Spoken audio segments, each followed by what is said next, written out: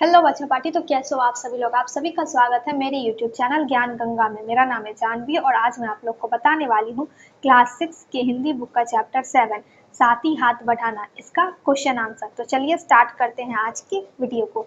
तो पहला क्वेश्चन है, इस गीत की किन पंक्तियों को तुम अपने आसपास की जिंदगी में घटते हुए देख सकते हो।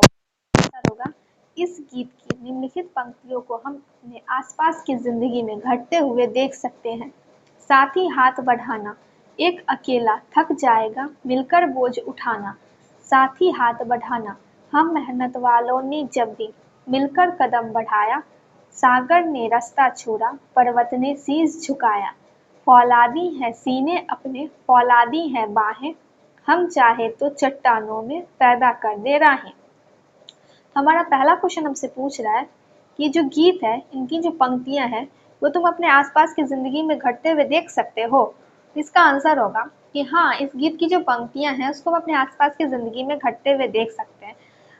तो हम देखते हैं कि इस गीत की पहली पंक्ति है, साथ ही हाथ बढ़ाना, एक अकेला थक जाएगा मिलकर बोझ उठाना।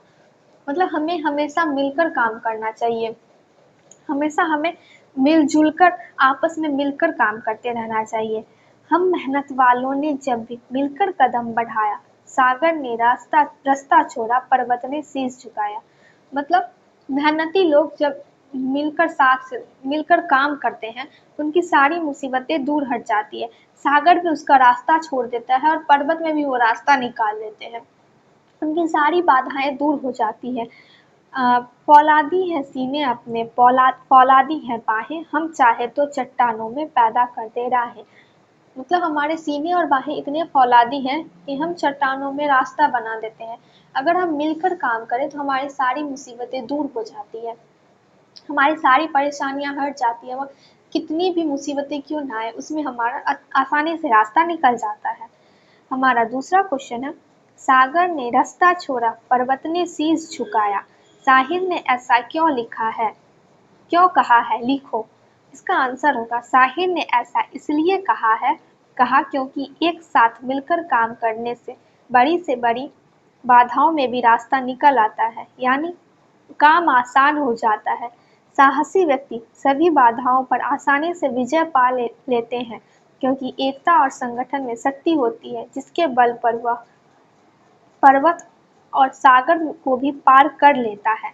तो हमारा दूसरा क्वेश्चन हमसे पूछ रहा है कि सागर ने रास्ता छोड़ा और पर्वत ने शीश झुकाया, तो साहिर ने ऐसा क्यों लिखा है। तो शायर का मतलब होता है गीतकार या कवि, आप कह सकते हो। साहिर ने ऐसा इसलिए लिखा है क्योंकि साथ मिलकर काम करने से बड़ी से बड़ी मुसीबतों में भी रास्ता निकल आता है, बड़ी से बड़ी बाधाओं में भी रास्ता निकल आता है, बहुत बड़ी से बड़ी मुसीबत भी टल जाते हैं और हम काम आसानी से कर लेते हैं। अगर हम साथ मिलकर काम करें हमें ज़्यादा परेशानी नहीं होती। अगर साहसी व्यक्ति साथ मिलकर काम करते हैं तो वो आसानी से विजय पा लेते हैं, क्योंकि एकता में बल होता है। हमने कहावत भी सुनी है कि एकता में शक्ति होती है, बल होती है। अगर हम साथ मिलकर काम करें तो हमारा काम आसान हो जाता है। पांचों उंगलियां मिलकर एक मुट्ठी होती है और मुट्ठी में कितनी पावर होती है वो तो आप लोग को पता ही है। तो वैसे अगर हम साथ मिलकर काम करते हैं तो हम हर काम को बड़ी ही आसानी से कर लेते हैं। बढ़ते हैं अपने थर्ड क्वेश्चन की तरफ। गीत में सीने और बाहें को फौलादी क्यों कहा गया है। इसका आंसर है, सीने और बाहें को फौलादी इसलिए कहा गया है क्योंकि हमारे इरादे मजबूत हैं, हमारे बाजुओं में अपार शक्ति है, हम ताकतवर हैं, हम बलवान हैं। हमारी बाहें फौलादी इसलिए भी है कि इसमें असीम कार्य क्षमता का पता चलता है।